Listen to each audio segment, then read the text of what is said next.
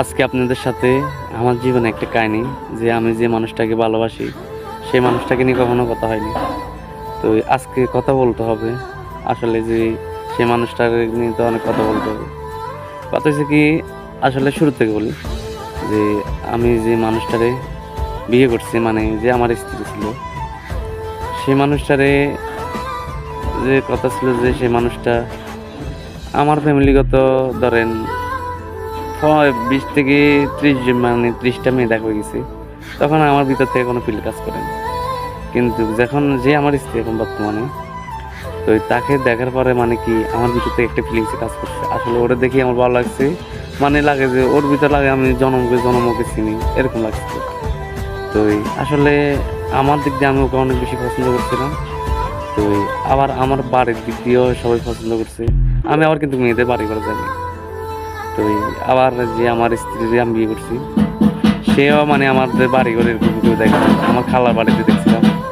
তো তখন এতে তারা দেখাইলাম আর কি, দেখলাম। আবার সে আমাকে দেখছে। তো দেখবার বাদে একজনে মানে অনেক বেশি পছন্দ করছি, মানে জনমকে জনম ছিল। তো একদিক দিয়ে মানে কি আমাদের এই বিয়েটা হইতেছে না।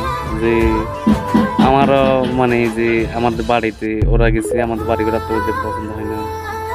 আর যে মেয়েটা ছিল, যে যারা আমি বিয়ে করছি, সে আমার স্ত্রী ছিল, তাকে পাইবার লাগে আমি মানে বহুত কষ্ট করলাম, বুঝছেন। মানে কিন্তু মেয়েটা আমার অনেক বেশি পছন্দ করতো। আবার আমারও মানে আমার স্ত্রী আমার অনেক বেশি পছন্দ করতো, অনেক বেশি ভালো।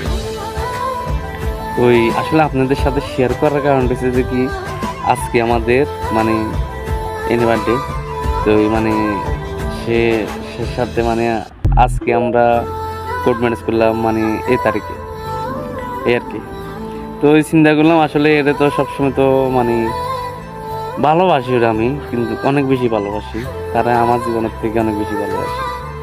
সে একমাত্র আমারে, মানে সেও আমার অনেক বেশি ভালোবাসে। যে আমাদের স্বামী স্ত্রী, যে আমাদের সংসারটা যে ভালো মতন চলে, আপনার সহ দোয়া করবেন। আসলে একটা জিনিস কি জানেন, এখন ধরেন আমার কোনো কাজকাম নাই, কিন্তু আমার কাজকাম নাই যেন যে একটু কষ্ট ভিতর, কিন্তু সে আমাকে কিন্তু অনেক বেশি ভালোবাসে।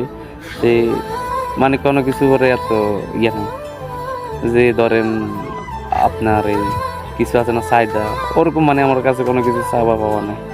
তো এই আসলে আমরা বলতেছি কি, যে সময় তোমার টাকা হবে সেই সময় আবার সুদ করবে।